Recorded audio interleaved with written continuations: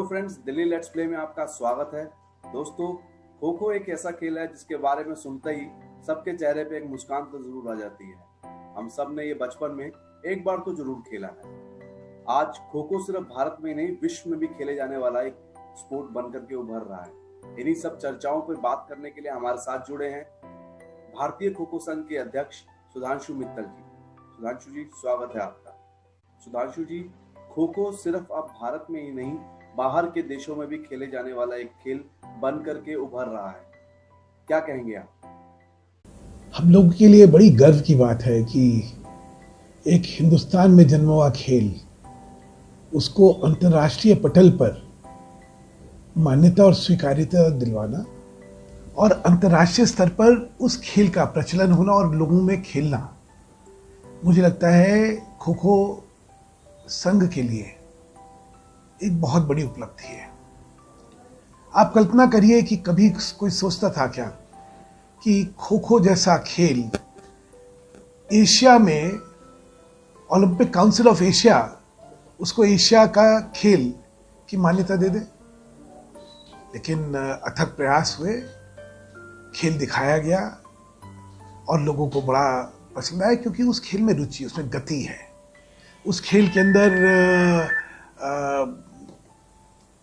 उसमें स्टैमिना बहुत चाहिए होता है, उस खेल में एकाग्रता चाहिए होती है, और उस वजह से वो खेल दर्शक की दृष्टि से बहुत ही रोचक खेल है, और इसीलिए उसको इतनी जल्दी हमें मान्यता दिलवाने में सफलता मिली। सबसे बड़ी बात यह है कि खेलों को प्रचलित करने के लिए आजकल लीग जो है वो बहुत महत्वपूर्ण हो गई है, क्योंकि जब देश में, पूरे देश में टेलीविजन पर वो खेल की लीग रोचक तरीके से दिखाई जाती है, तो लोगों में एकदम से उसके प्रति आकर्षण बढ़ता है, जिज्ञासा बढ़ती है, उसकी स्वीकार्यता बढ़ती है, और वो खेल चर्चित भी होता है और लोगों के लिए परिचित भी हो जाता है।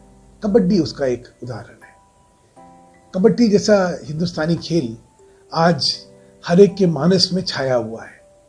आज अगर लीग की दृष्टि से देखा जाए तो क्रिकेट के बाद सबसे ज्यादा किसी एक खेल में आकर्षण है तो कबड्डी में है।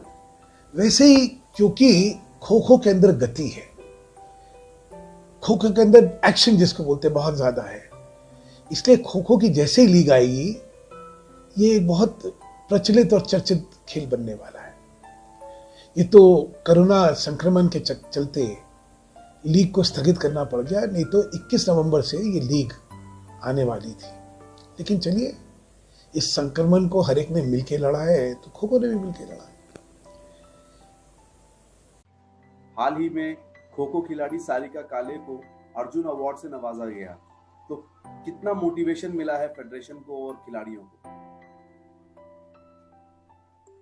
मैं इसके लिए प्रधानमंत्री नरेंद्र मोदी जी को धन्यवाद देना चाहता हूं। उन्होंने एक मन की बात में कहा था कि हिंदुस्तान के खेलों को बढ़ावा देना बहुत जरूरी है, और खो खो का नाम लिया था उन्होंने। उनके मार्गदर्शन में किरण रिजिजू ने, जो कि हमारे खेल मंत्री हैं, उन्होंने एक दृढ़ संकल्प करा कि हिंदुस्तानी खेलों को हमें पुरस्कारों से भी नवाजा जाना चाहिए, तभी तो ये खेल आगे बढ़ेंगे।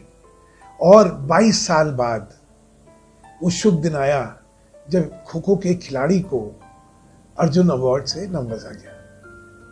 इसमें मलखम्ब के एक कोच को द्रोणाचार्य भी दिया गया। ये दोनों जो हैं, उन्होंने एक नई स्फूर्ति, एक नई जोश की, एक आशा की नई एक किरण खिलाड़ियों में और इस खेल से जुड़े प्रशिक्षकों में भर दी है। आज हर कोच की दृष्टि में, निगाह में द्रोणाचार्य अवार्ड दिख रहा है। हर खिलाड़ी को लगता है कि अब इतना जो अर्जुन अवार्ड है वो उसकी पहुंच तक भी आने वाला है। तो आज अब इन खिलाड़ी जो हिंदुस्तानी खेल थे, जिनको हम इंडिजिनियस खेल कहते हैं, उनमें कभी, खिलाड़ियों में कभी उनके स्वप्न नहीं थे, क्योंकि कभी कुछ होता ही नहीं था। लेकिन एक नए स्वप्न की कल्पना आ गई है, एक नई स्फूर्ति आई है, एक नई जिसको कहते हैं एक नई चेतना आ गई है, और उनको लगता है कि वो भी अब कंधा से कंधा मिला के किसी भी दूसरे खिलाड़ी के साथ गर्व से खड़े होंगे, उनको भी वही सारे पुरस्कार मिलेंगे जो बाकी खेल वालों को मिलते हैं। तो इसका एक खो खो को बढ़ाने में और उसको लोगों को उसकी तरफ आकर्षण करने में एक बहुत बड़ा योगदान है, और इसलिए मैं हिंदुस्तान की सरकार को और खेल मंत्रालय को खास तौर से बहुत धन्यवाद देना चाहता हूँ। खो खो को बढ़ावा देने के लिए भारतीय खो खो संघ की तरफ से अभी और क्या तैयारियां चल रही हैं? आधुनिकीकरण होना बहुत जरूरी था, तो फेडरेशन की तरफ से हमने कई चीजों पे ध्यान दिया है। पहले जो था खो खो, क्योंकि किसी भी ग्राउंड में खेला जाता था, टर्फ नहीं थी वहां पे, चोट लगती थी, जो सरफेस होती थी टेढ़ी बेड़ी होती थी, तो उससे गति में भी फर्क पड़ जाता था। खिलाड़ी जूते नहीं पहनते थे, नंगे पैर खेलते थे।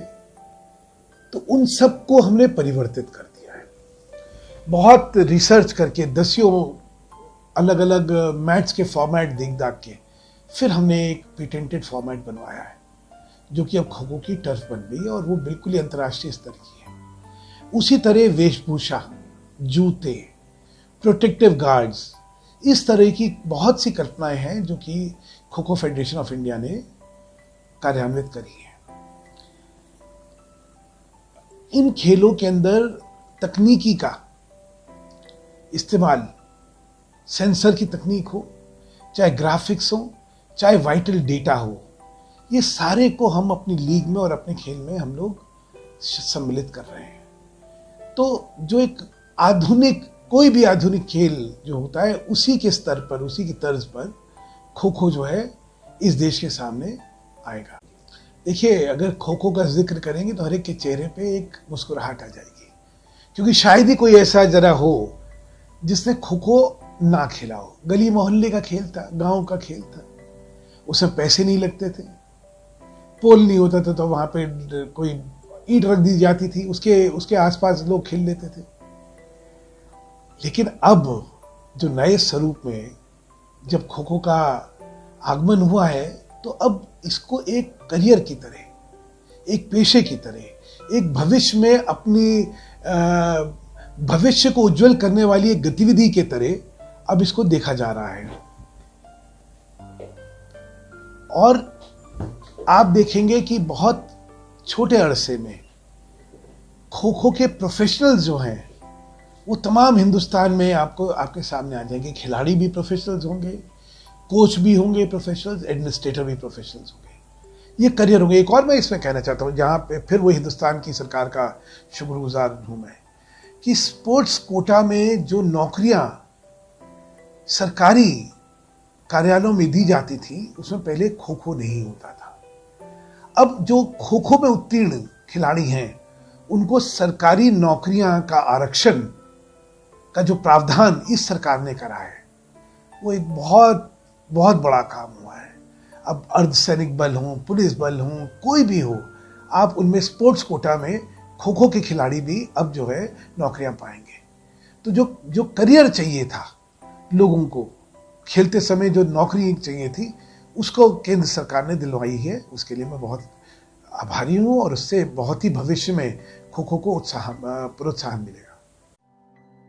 धन्यवाद सर, हमसे बात करने के लिए। दोस्तों, दिल्ली लेट्स प्ले में हम ऐसे ही हर एक खेल को बढ़ावा देने की कोशिश कर रहे हैं। हमें आपका साथ चाहिए। कृपया इस चैनल को सब्सक्राइब करना ना भूलें। धन्यवाद।